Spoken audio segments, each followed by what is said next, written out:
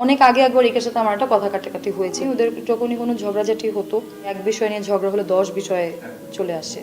ইকরা করার মতো মেয়েই না, এইটা এত স্ট্রংলি বলাটাও যেরকম ভুল। ভালোবেসে বিয়ে করলেও সাংসারিক জীবনে আলভির জীবনটাকে বিষিয়ে তুলেছিল ইকরা, কিন্তু দুর্ভাগ্যবশত নিজেই নিজের ভুলে ধ্বংস হলেন।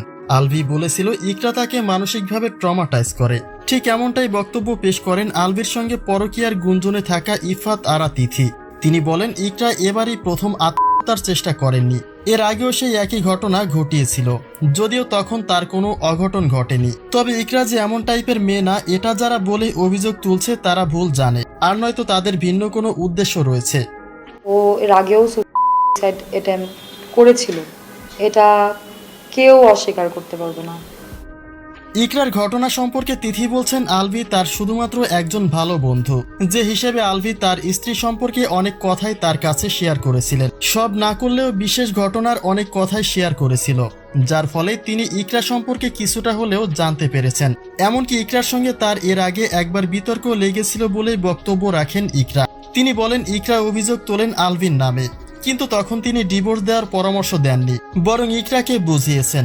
কিন্তু সেই ইকরার আজ উল্টো দায় পড়ল তার কাঁধেই। আমার জায়গা থেকে আমি কিন্তু ওকে আমার বাউন্ডারি মেনটেন করে বুঝিয়েছি। অনেক আগে একবার একের সাথে আমার একটা কথা কাটাকাটি হয়েছিল। এখন একরা যদি আমাকে জিজ্ঞাসা করে তিথি তুমি আমার জায়গায় থাকলে কি করতা, আমি ওকে বলতে পারবো না যে আমি তোমার জায়গায় থাকলে ডিভোর্স দিয়ে দিতাম।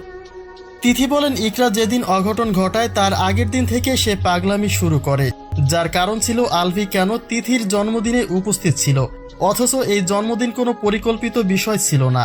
নাটকের নির্মাতা এই বিষয়টিকে মনে রেখে কেকের ব্যবস্থা করেন এবং সেখানে জন্মদিন পালন হয়, যেটা সাধারণত সকল শিল্পীদের জন্য সেটে উদযাপন করা হয়। কারো জন্মদিন হলে অন্যরা সবাই মিলে তাকে উইশ করে, অথচ সে বিষয়টিকে ইস্যু বানিয়ে আলভিকে প্যারা দিতে শুরু করে ইকরা। কিন্তু পরিশেষে সেই আগুনে জ্বলে পুড়ে ইকরা নিজেই ধ্বংস হয়। তবে তখনও ইকরাকে বোঝানোর চেষ্টা করেছিলেন তিথি, কিন্তু সকল চেষ্টাকে ব্যর্থ করে ইকরা তার শেষ গন্তব্যে চলে গেছেন।